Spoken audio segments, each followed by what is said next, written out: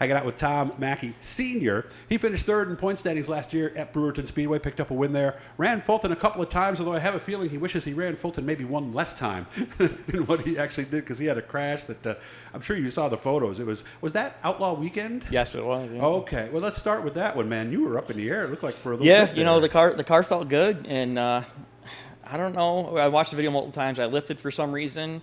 And I went up high, and Tucker was there, and I caught Tucker, and we took a ride. It knocked me out unconscious. Did it knock you out? It knocked me out. Tucker Holiday, before I landed, Tucker was at the car making sure I was okay, so I'm thankful for that. Okay. When did you come to? I don't really remember. I remember being in the ambulance, but I don't really remember much on the track. So did they take you out like you were passed out? No, I got out on my own, and then I passed out again on the track. And then they put me in the ambulance, and then they were going to transport me, and I had to race a sportsman that night also, so I refused to go. All right. How'd you feel afterwards? Felt great.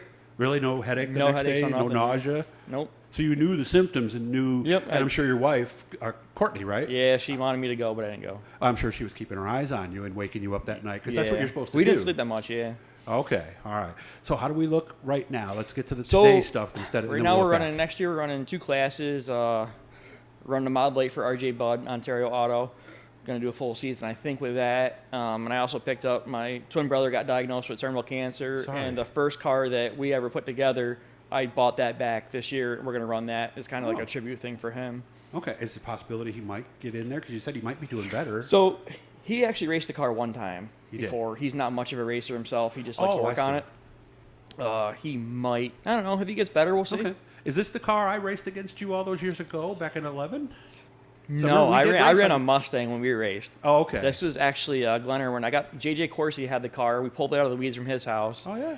And then it's been going around. It was the last rear-wheel drive car to ever win at Brewerton Speedway. Okay. So. Is rear-wheel drive a disadvantage there? Kind of looks Brewerton, as you look at the standings it is, right? At Fulton, they're it's the other way around. Fulton, they're winning. At Brewerton, they haven't won in years. Because I remember when I raced, Claude always told me, he says, you got to be aware of front and rear-wheel drive, first of all. Because he says the rear-wheel drive cars can't hold the bottom.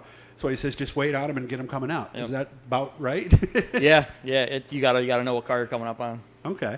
So obviously we lost the Mod Light. How does that look now? Did we get a different car? Are you driving for somebody?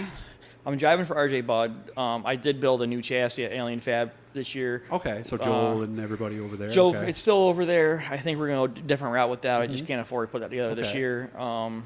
Still going to help them guys out, do what we can there. Going to run RJ's car as much as I can and see what happens. But right now, the Mod Light's the main priority. Okay. So what are we bringing the first night then?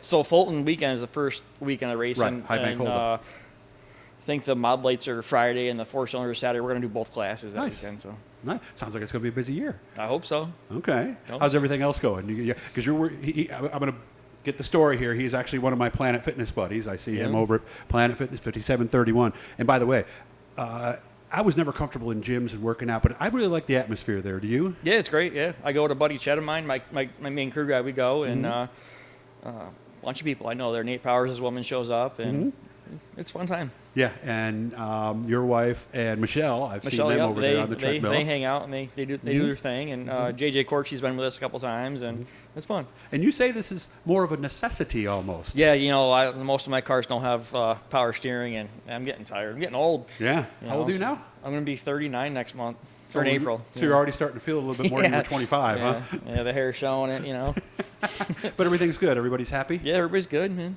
All right. Well, I appreciate you spending time with me. And all year long, I actually went out to a shop a couple times. So anytime I can help you out, man, please just let me know. And again, we want to thank the folks at Bicknell and, of course, Swift Springs, Troyer Dirt Car as well for all their help in getting us here today. And, of course, the folks from Jammers for working with me. Hit that blue E, subscribe, turn on the notifications. I know you're a subscriber, right? Yes, I am. Very good. Thanks for all your help, man, and I'll see you soon. Thanks, buddy.